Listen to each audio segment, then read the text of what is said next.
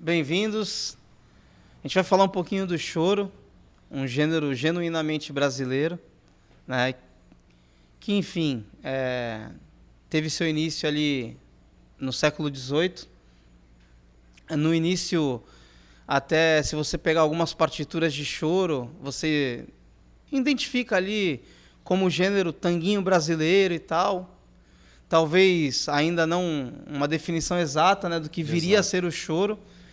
E, enfim, o choro nada mais é do que a música o Brasil sendo colonizado, sofre ali grande influência dos países europeus e tudo mais. E essa música encontra o povo brasileiro, que obviamente começa a criar uma identidade musical, né, a busca por uma identidade musical. Sim. Então, alguns instrumentos ali contidos na música europeia, com gêneros europeus como a polca e tudo mais, começa a encontrar o povo brasileiro, né, o negro, o índio, enfim, o filho da terra, e começa a sofrer influência do batuque, né, enfim, e vai começando a ter a cara do choro propriamente dito, né? Da música brasileira instrumental, mais, acho que representativa da nossa cultura, né? Na verdade, no sentido disso que você falou mesmo, de ter todos os traços de misturas, né? E se fazer um, né? Sim, única. Ter a partir dali, né? E de repente você nem lembrar que de repente teve essa influência, porque ganha tanto uma cara do povo, da gente, que a gente esquece que já teve o outro. Exatamente. Não é verdade? Exatamente. É que aqui azeitou um som com muitas influências diferentes, eu acho, né? E o choro, como ele citou, é bem interessante essa questão, né? Da própria identidade dele mesmo, dele se entender como tal. Não foi um negócio que aconteceu prontamente, né? Então, era valsa choro, tango choro, mazurca choro. Mas não, era choro já. Né? Esses tanguinhos que vinha na Pastora do Nazaré, né? Já vinha. Sim. Mas já era choro já, né? Eram choros, né? Mas choro. era um prenúncio para eles, né? De alguma coisa, mas não era uma coisa determinada ainda ali como choro. Mas enfim. Até que o Pixinguinha, patrono, Que né? formatou tudo isso aí. Começa a dar essa cara, lógico, né? O Calado antes já Chiquinha vinha, Gonzaga. né? Chiquinha Gonzaga, que inclusive a gente estava falando. Que é a mesma época do Calado, né? Exatamente. Eles mesmo. Era o movimento deles da época, né? Exato, mas Era também o movimento vinham deles. nessa sem. Também meio que tateando, parece, né? Me parece que. Né? Fazendo já, mas meio que sem muita certeza. Aí a coisa fica assim, instituída ali com o Pixinguinha, né? Como choro mesmo, né? Onde se determinam Até as formas mesmo da música, né? Exatamente. O jeito. A composição. As tonalidades que vai mudando, da primeira parte para a segunda, terceira, os tons, né? Sim. E muito interessante é a gente observar sempre a questão da instrumentação, lógico, né?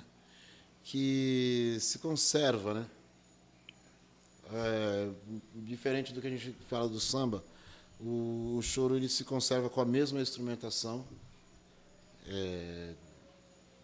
de sempre, vamos dizer assim, né? Com as possibilidades de agregar instrumentos e tal, mas na sua base ali a instrumentação é a mesma. É a mesma, é verdade. Que é a simplicidade e genialidade ao mesmo tempo do regional, da formação do regional, né? E isso não se modificou, né? Isso continuou. Exato. O regional ele trabalha como se fosse uma big band reduzida. Uma mini big né? band. Uma mini big band que resolve qualquer parada, vamos dizer assim, né? Então vai resolver lá os shots, os scots, vai resolver a mazurca, vai resolver o baião, a polca. E tu vê que é apto para qualquer ritmo, né? Exatamente. Qualquer estilo de música, um regional cabe certinho, né? O regional se encaixa. O choro ligeiro, a valsa, o choro dolente, enfim. Essa instrumentação ela sempre foi assim desmontável e imutável, né? Mas ela parte de uma base que se compõe, né, da parte rítmica e com uma parte harmônica harmônica e melódica muito bem definida e distribuída, né? Com os instrumentos que fazem a função grave, os instrumentos que fazem a função média, que fazem uma ligação com os instrumentos que fazem a função aguda, que vão estar com a função geralmente dos solos, né? Os intermediários ali, os instrumentos que fazem a ligação, enfim. É uma formação bem interessante, né? Verdade. Muito interessante. Em relação também à linguagem que eles trabalham, a instrumentação, né? Sim. Cada um com o seu papel, né? Cada um com a sua função, né? E no cavaquinho de centro, centrando a música. Os violões dando, né? Fazendo os contracantos. Exatamente. E por aí vai. Existe uma estrutura bem armada, né? E clara, né? Que acho que, enfim, quando você começa a entender melhor o choro, você descobre isso, né? E é muito interessante a gente ver as formações que permitem que isso seja feito. Por exemplo, eu falo nas formações porque nós vamos ter no histórico dos choros os choros feitos para instrumentos de sopro, os choros feitos para instrumentos solistas de corda, os choros feitos para instrumentos de corda, como piano, por exemplo, né? E todos vão ter instrumentos que se compõem a ele na hora da execução, que dão o mesmo sabor, né? Mas só que são instrumentos diferentes. Um choro de gafieira, né? Ele tem instrumentos diferentes, mas na base você Na essência é a mesma é a mesma coisa. Verdade. É muito interessante. Enfim, o choro tem umas outras coisas que a gente também precisa Pontuar, né? pontuando, que é a questão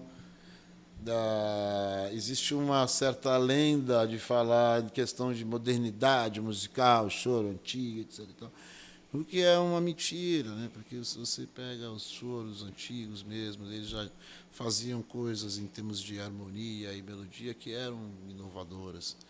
E até mesmo acompanhando, por exemplo, a própria evolução musical, no sentido de que quando nós tivemos aí uma mudança no entendimento musical para uma música mais,